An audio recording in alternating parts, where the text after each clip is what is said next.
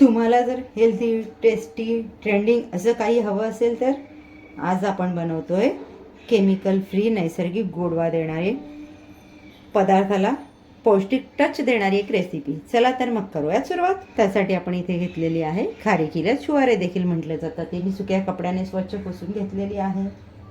त्याच्या आतमधल्या बिया काढून मी त्याच्या या पद्धतीने तुकडे करून घेतलेले आहेत. बिया आपण सर्व काढून घेतलेल्या आहेत.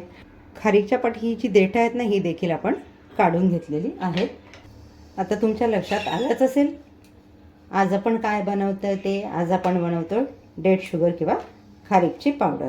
आता खारीकच्या आपण बिया काढून त्याचे 2-2 तुकडे करून घेतलेल्या हाताने मी या पद्धतीने त्याचे छोटे छोटे तुकडे करून घेते. तुमच्याकडे जर बाल्कनीत, गच्चीवर उन्हाची सोय असेल तर तुम्ही बाजारात आणलेले अख्खी खारीक छानपैकी एक दिवस उन्हात सुकवून घ्या. जर तुमच्याकडे उन्हाची सोय नसेल तर कशा पद्धतीने आपण खारीकची पावडर बनवू शकतो ते आपण आज बघणार आहोत. व्हिडिओ शेवटपर्यंत बघा. छोट्या छोट्या टिप्स दिलेल्या आहेत. तुम्हाला जर अशा छान छान नवनवीन रेसिपीज बघायच्या असतील तर आसनाच किचनच्या व्हिडिओजला लाईक करा, चॅनलला सबस्क्राईब करा, व्हिडिओ शेअर करा. गॅसवर मी लोखंडाची कढई ठेवून घेतलेली आहे. आता खारीक भाजण्यासाठी लोखंडाचं किंवा बिडाचं भांडं असेल तर उत्तमाचं आहे का. तर इथे आपण सुरुवातीला 1-2 मिनटं गॅसची फ्लेम फुल ठेवणार आहोत, जेणेकरून आपली कढई छान तापली जाईल. गॅसची फ्लेम आपण मीडियम करून घेतलेली आहे. मीडियम फ्लेमवर 5 ते 6 मिनटं आपण छान हे मंद आचेवर परतून घेणार आहोत.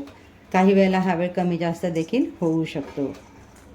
खारीक जास्त ओलसर असेल तर भाजण्याचा वेळ जास्त लागू शकतो. मॉइश्चर कमी असेल तर कमी वेळात भाजली जाईल. आता मी कधीच खारीक फ्रीझरमध्ये ठेवत नाही. ज्या वेळेला आपल्याला पावडर करायची असेल आपण फ्रीझरमधली खारीक घेतो ना, तर ती कडक असते आणि तिने मॉइश्चर पकडलेला असतो. तो मॉइश्चर निघायला खूप वेळ जातो, म्हणून मी फ्रीझरमध्ये खारीक ठेवत नाही.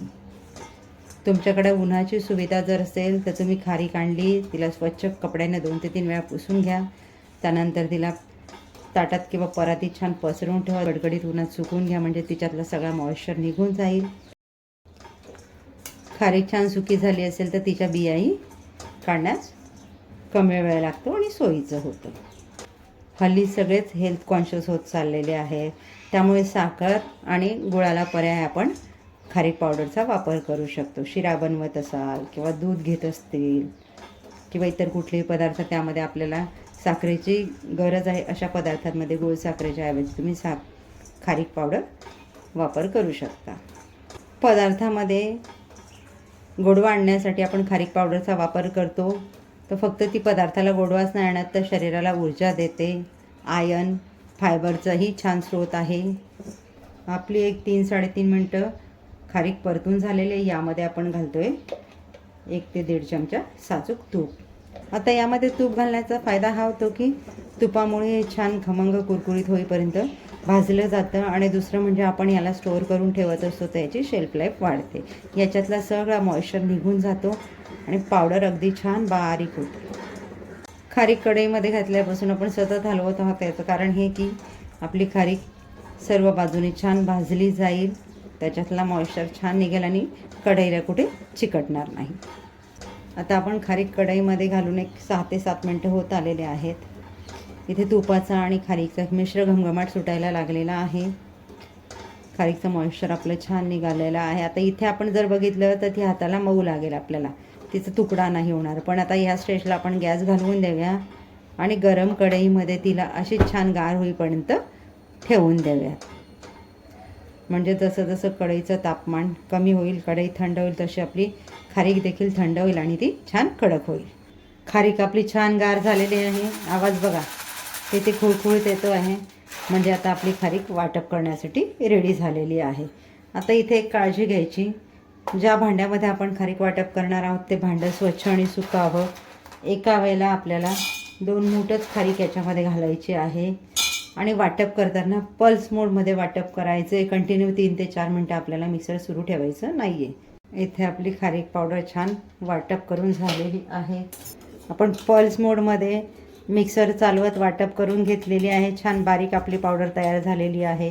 वाटप केलेली पावडर मी एका भांड्यामध्ये काढून घेते. तर याच पद्धतीने उर्वरित सर्व खारीकची मी पावडर रेडी करून घेते. दुसरी बॅचही आपली रेडी करून झालेली आहे. मी दोन्ही बॅच मिक्स करून घेतल्या आहेत. आता ही पावडर स्टोअर कशी करायची, हिला छान गार होऊ द्यायची. गार झाल्यानंतर झिपलॉक बॅगमध्ये किंवा एअरटाईट कंटेनरमध्ये तुम्ही हिला ठेवू शकता. पाणी लागणार नाही याची काळजी घ्या. बरेच दिवस ही चालते. तयार आहे आपली कुठलेही प्रिझर्वेटिव्ह किंवा केमिकल न वापरता नैसर्गिक गोडवा देणारी, भरपूर पोषण आणि ऊर्जा देणारी खारीक पावडर. भेटूयात पुढच्या व्हिडिओमध्ये एक नवीन रेसिपीसह. थँक्यू.